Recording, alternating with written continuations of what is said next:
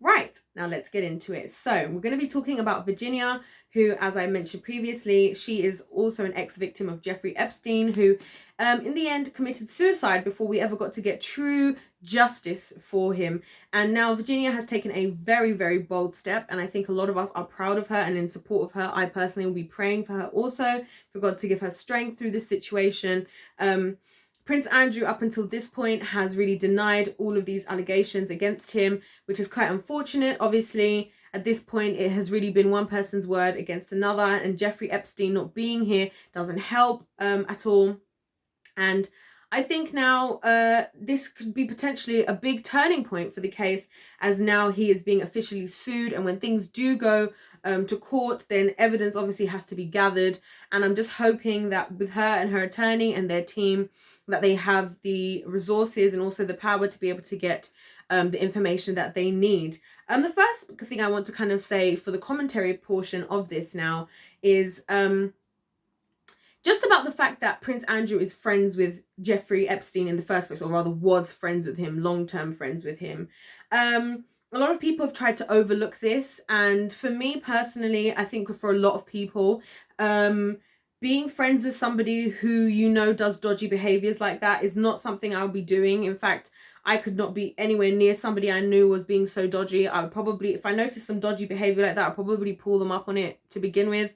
And maybe if they didn't notice, because, you know, maybe sometimes people don't realize they're being creepy, but once by the state of what we know of Jeffrey Epstein today, I find it very hard that in all of that Prince Andrew didn't know about it. Anyway, I think a lot of people did. I think realistically for a lot of us, we were kind of waiting for an angle in more into some detail, because like I said, at this point, it's been one person's word versus the other. But I think the big evidence already working against him is just the fact that he was friends with Jeffrey Epstein.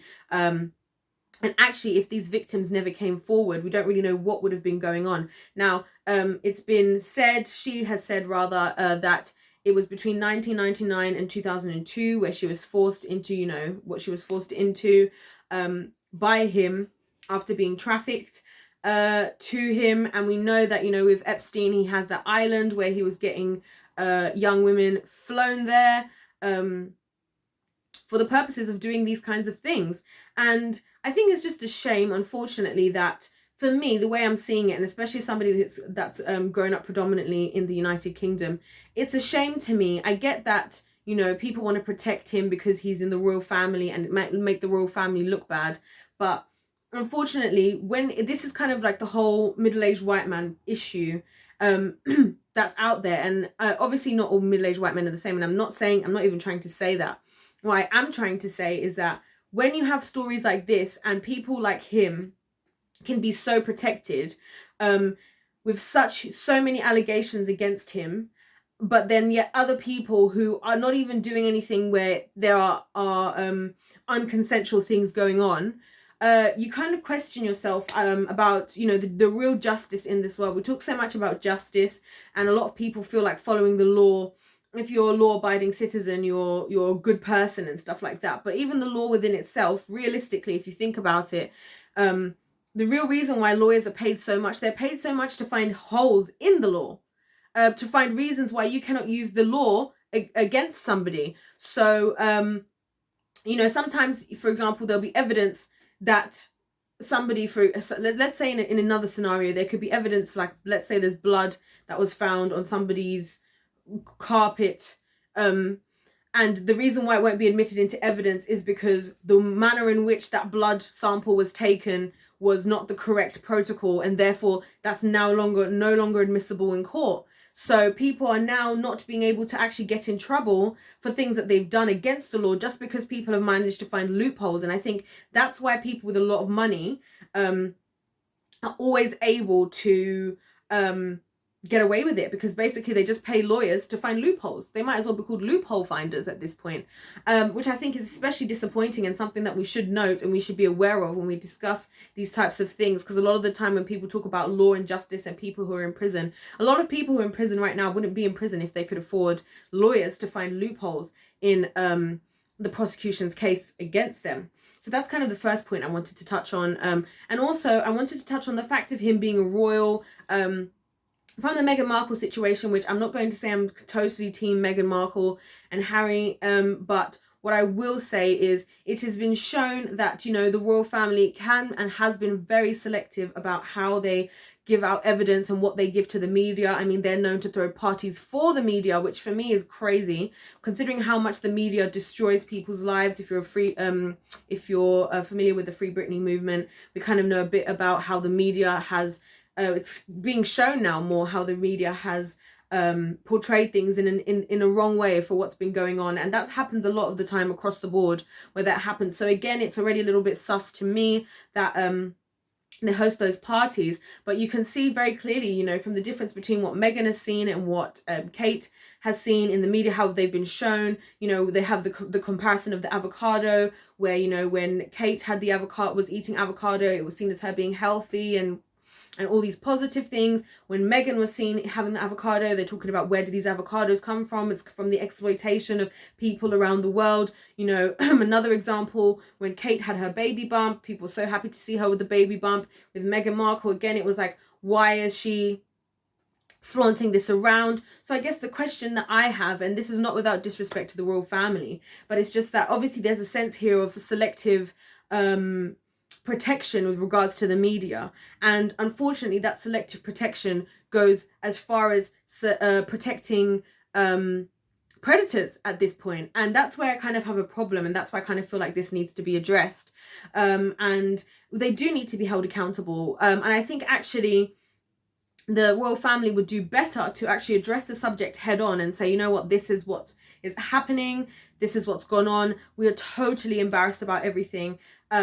You know, we are aware as people, I think we're all aware, and I think a lot of us would be understanding of the fact that at the end of the day, you know, there are people out there that do these types of things, and it's better to address them, because again, there's already such a big issue with regards to victims of these types of crimes coming forward and feeling like they're going to receive justice. And imagine how much more so then somebody like Prince Andrew is able to get away with it than even other people with so much less power and so much less money do. And that's why I think it's very important. We talk a lot about how it's important for victims to come forward. We talk so much about mental health.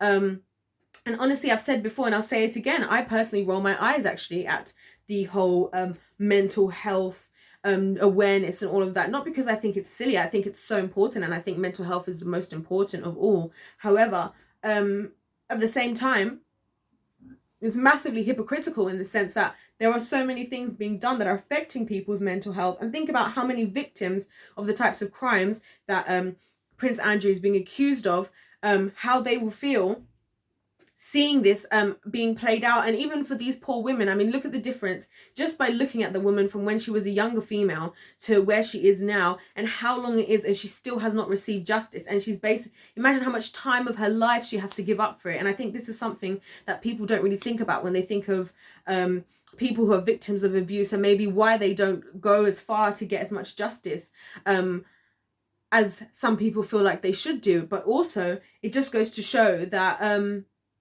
the system is failing as well, and that it shouldn't have to be. Why is it that it can take us no time to put somebody in prison for 20 years for selling drugs, but at the same time you've got somebody who's going out and has been known to have so many victims, and I'm not even saying just necessarily Prince Andrew in this case, but in other cases, you know, somebody could be in prison because they murdered somebody, you know, that violated their family member, which and again, maybe it's because the system isn't doing their job that people even feel the need to do that. But then that person is going to be seen as a murderer and now therefore a bad person. And you have somebody like Prince Andrew, which again, we have not got official, it's not been decided in court. But as far as I'm concerned, we're supposed to believe victims. So I'm going to believe the victims. I'd rather believe the victims before not believing them. God forbid anyone takes their life because they feel like they're not going to be believed.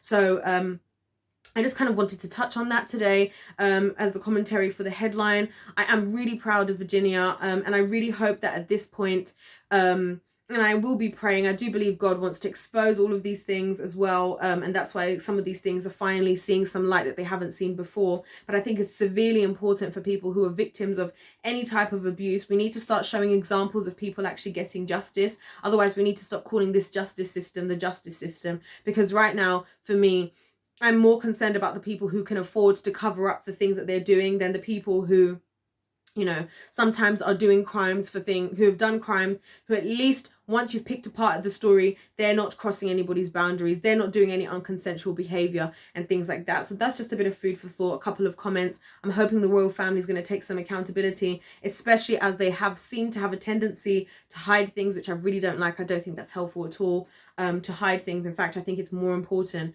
to take accountability and set an example.